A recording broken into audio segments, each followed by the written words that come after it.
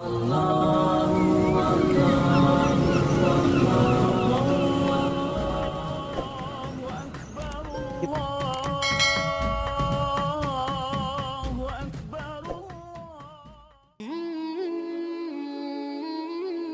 dokter gigi, Carissa Grani yang memutuskan menjadi mualaf, pada periode awal pandemi COVID-19. Sebelum memutuskan memeluk agama Islam, Carissa Grani pemeluk agama Kristen. Saat kecil, Carissa Grani menempuh pendidikan di sekolah Katolik. Keinginan Carissa Grani memeluk Islam muncul ketika awal pandemi COVID-19, pada bulan Maret tahun 2020.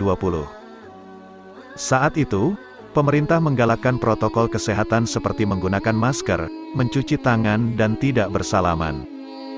Dari situ, Carissa Grani berpikir perilaku protokol kesehatan itu, mengingatkannya akan perilaku seorang muslim. Pakai masker seperti seorang muslimah yang menggunakan cadar atau nikab, sedangkan mencuci tangan seperti orang muslim yang selalu berwudu. Ini ajaran agamanya kok baik sekali ya, pikir Carissa Grani ketika itu.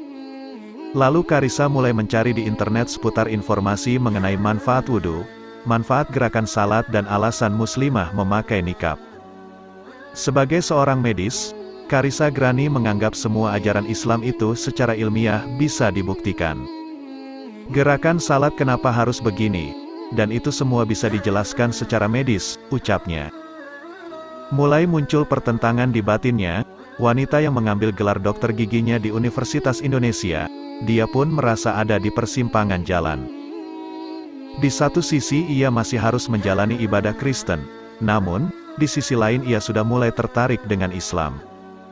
Carissa pun mengaku, ada sesuatu yang tidak biasa di dalam dirinya. Saking galaunya, Carissa Grani sampai tidak menjalani ibadah Kristen selama 2 minggu.